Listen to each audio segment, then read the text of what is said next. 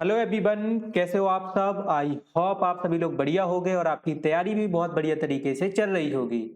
तो देखो, बहुत सारे कमेंट्स बच्चे कर रहे हैं कि सर छत्तीसगढ़ प्रयास आवासीय विद्यालय की जो ऑनलाइन फॉर्म है वो कब से भरेंगे, इसकी परीक्षा कब होगी। तो इसकी कंप्लीट जानकारी आज के इस वीडियो में मैं आपको देने वाला हूं, तो वीडियो को पूरा जरूर देखिएगा।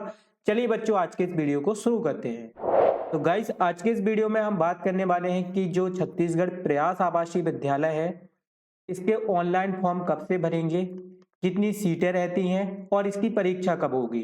और हम 2024 के बारे में बात करने वाले हैं, यानी कि इसी साल के लिए बात करने वाले हैं कि ये सारी चीज़ें हैं वो कब से स्टार्ट होगी। तो चलिए बात कर लेते हैं सबसे पहले सीट्स के बारे में कि कितनी सीट्स हैं और ये प्रयास आवासीय विद्यालय कहाँ कहाँ पे हैं। तो प्रयास आवासीय विद्यालय की अगर हम बात करें तो ये रायपुर में है। ठीक है, रायपुर में जो स्कूल है उसका नाम है प्रयास आवासीय विद्यालय सड्डू। और इसमें जो बच्चों के लिए, लड़कों के लिए सीट है वो 200 है। इसमें गर्ल्स के लिए, लड़कियों के लिए सीट नहीं है। ठीक है, यहाँ पे आप सीट्स भी देख सकते हो। और 11वीं में इसमें जो सब्जेक्ट मिल सकता है वो गणित समूह है। इसके अलावा रायपुर में एक और है प्रयास कन्या आवासीय विद्यालय गुड़ियारी। तो इसमें जो लड़कियों के लिए सीट है और कितनी है, 155 है। इसमें लड़कों के लिए सीट नहीं है। उसी तरीके से जो बिलासपुर का प्रयास आवासीय विद्यालय है उसमें लड़कों के लिए 75 सीट है और कन्याओं के लिए 50 सीट है। टोटल 125 सीट है। इसके अलावा अगर दुर्ग की बात करें तो दुर्ग में लड़कों के लिए 75 है, कन्या के लिए 50 है और टोटल 125 है।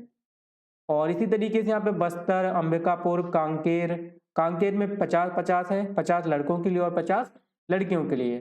कोरबा में भी 50-50 है और जसपुर में भी 50-50 है। तो पूरे छत्तीसगढ़ में जो सीटें हैं लड़कों के लिए वो 650 हैं और लड़कियों के लिए जो सीटें हैं वो 505 हैं।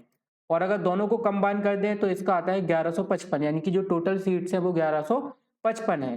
तो आपको चूज कर लेना है कि आपको इनमें से किस शहर के या किस जिले के प्रयास आवासीय विद्यालय में एडमिशन लेना है। और यहाँ पे आपको सीट की जानकारी भी मिल जाएगी। इसके बाद जो यहाँ पे आपको थर्ड टेबल दिख रही है, इसमें आपको 11वीं में जो सब्जेक्ट आपको मिल सकते हैं, जो विषय आपको मिल सकते हैं, उनके बारे में बताया गया है। ठीक है, कि कहाँ पे जीव विज्ञान मिल सकता है, यानी कि बायोलॉजी मिल सकता है, कहाँ पे आपको मैथ मिल सकता है, वो सारी चीजें यहाँ पे बताई गई हैं। चलिए आगे बढ़ लेते हैं। आई होप आपको इस सीट्स का थोड़ा आइडिया हो गया होगा कि कहाँ पे कितनी सीट्स हैं।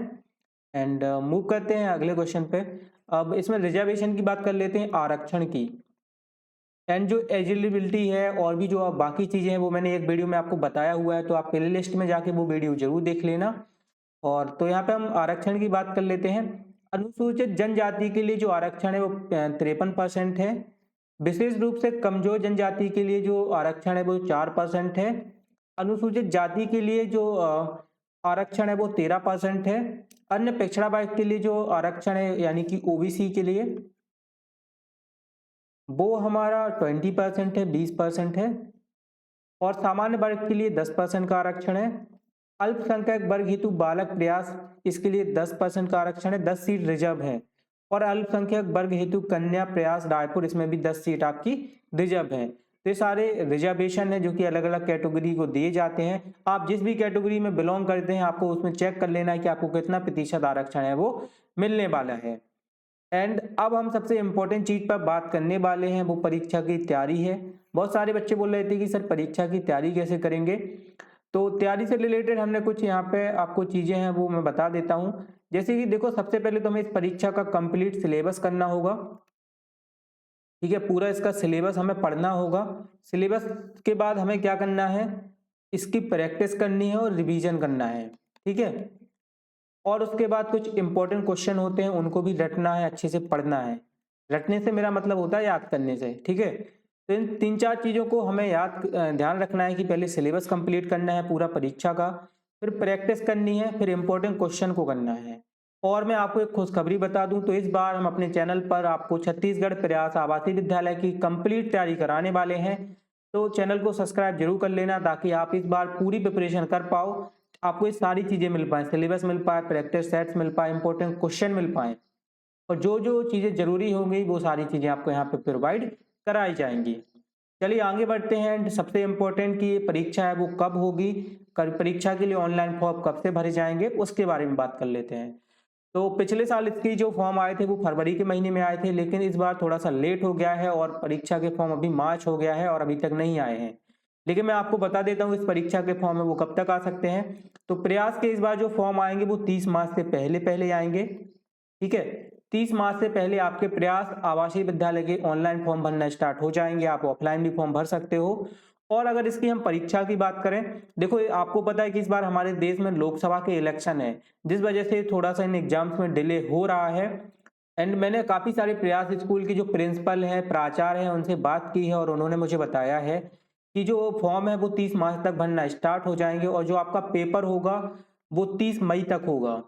ठीक है, 30 मई या फिर 1 से लेके 10 जून के बीच में आपका पेपर होगा। तो इन डेट्स को आप याद रखना। मार्च में 30 मार्च तक आपके फॉर्म भरे जाएंगे, पेपर आपका 30 मई से लेके 10 जून के बीच में होगा। तो दोस्तों आपको अब इस परीक्षा के लिए अपनी तैयारी स्टार्ट कर देनी चाहिए और अगर आपको कोई भी हेल्प चाहिए होगी इस परीक्षा से रिलेटेड तो इस वीडियो के नीचे कमेंट सेक्शन में बताना। एंड आप अगला वीडियो किसी और टॉपिक पर देखना चाहते हो तो वो भी कमेंट में बता देना। तो आई होप दोस्तों आज का वीडियो आपको पसंद आया होगा और इसी तरीके के वीडियोस आपको हमेशा देखने को मिलते रहेंगे। तो चैनल को सब्सक्राइब करके जरूर रखना। थैंक यू सो मच बच्चों, बाय बाय ऑल।